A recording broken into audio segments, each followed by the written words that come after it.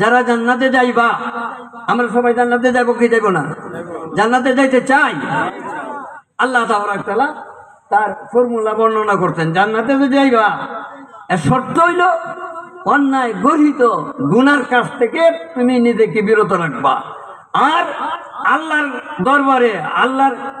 দরবারে আল্লাহর কাছে তোমাকে হাজিরি দিতে হবে। যেমন কোর্ট কাছের হাকিমের, ম্যাজিস্ট্রেটের, জজের কাছে গিয়া আমরা হাজিরি দিই অত্যন্ত বিনয়, নম্র এবং সন্তুষ্ট মনে জোর হাত করে আমরা দাঁড়ায় থাকি।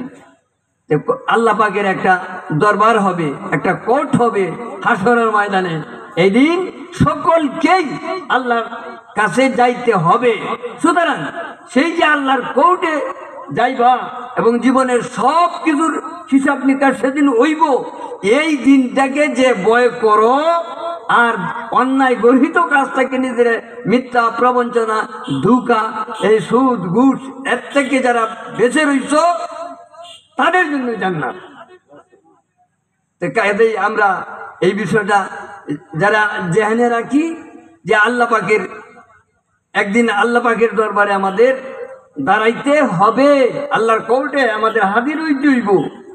সেদিন যেন আমার জবটা কি হয়, সেদিন যেন আমার জবটা সঠিক হয়।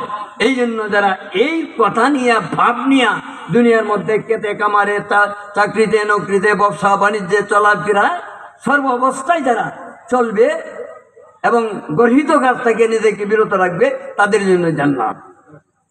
এই অনুসরণ বা এই অনুশীলন আমরা করি, তাহলে আল্লাহ পাক আমাদেরকে জান্নাত দিবেন। আমরা পাগল পাড়া হইয়া আস-সাবিকুন আস-সাবিকুন উলাইকাল মুকাররাবুন, এলাকাবাসী যারা আছেন সকলেই প্রতিযোগিতার মন নিয়ে এই মাহফিলে তাড়াতাড়ি চলে আসুন।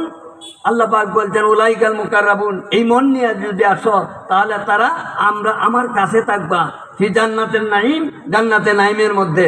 আল্লাহ তাআলা আজকের এই মাহফিলকে কবুল করুন এবং এলাকার যারা এখনো আসেনি সকলকে পাগল পাড়া করিয়া এই মাহফিলে উপস্থিত করায় দেও। আমরা সবাই বলি আমিন। এই বলে আমার আলোচনা